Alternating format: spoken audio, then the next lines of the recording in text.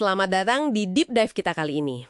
Kita akan membedah prakata dari sebuah buku acuan penting, nih di bidang analisis perilaku terapan. Iya, buku penting memang. Edisi keduanya tepatnya ya. Sumber kita jelas ya, prakata itu sendiri. Nah, misi kita menangkap esensi kenapa buku ini lahir, buat siapa, dan apa ini besarnya. Singkat aja. Siap, langsung ke intinya ya. Betul.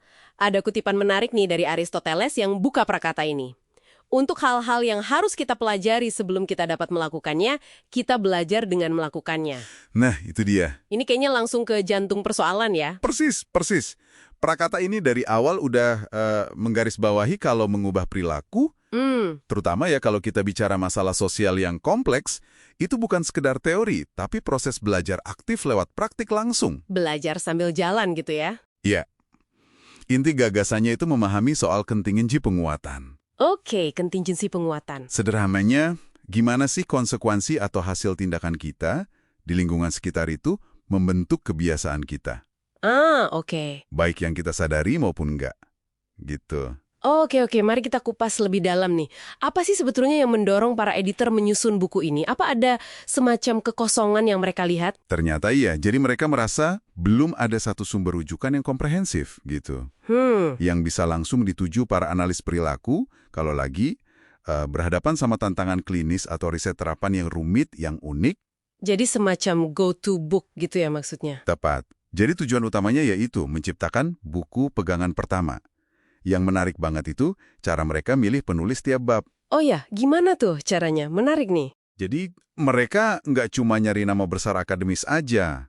Pertanyaannya gini, kalau saya butuh konsultasi ahli soal topik ini sekarang juga, siapa orang pertama yang bakal saya telepon? Wah. Nah, orang itulah yang diminta nulis babnya. Keren. Jadi benar-benar fokus ke keahlian praktis ya? Betul.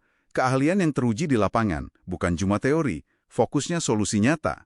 Gitu. Pendekatan yang pragmatis banget. Pasti terasa bedanya ya di edisi kedua ini.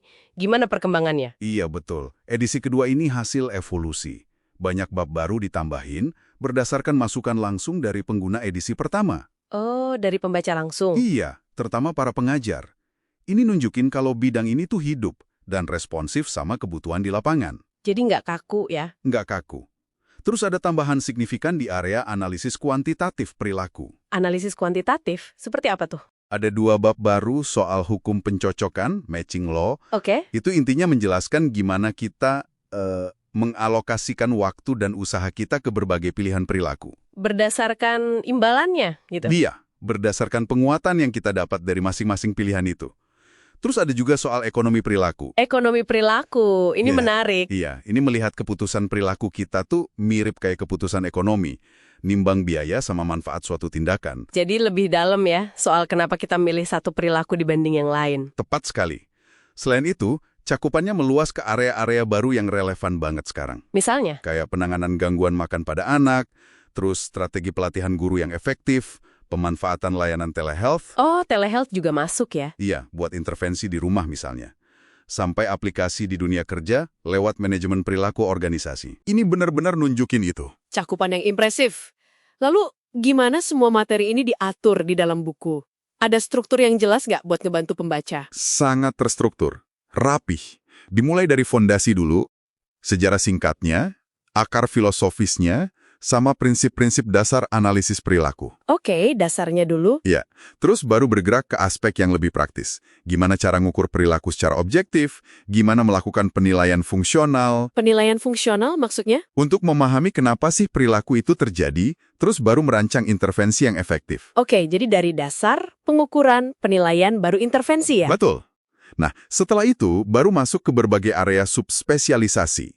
Ada autisme, masalah perilaku anak, pendidikan, kecanduan, perawatan lansia. Lengkap ya? Lengkap. Bahkan sampai isu-isu profesional kayak etika dan proses sertifikasi juga dibahas. Terlihat ada keseimbangan ya antara sisi riset sama aplikasi klinisnya.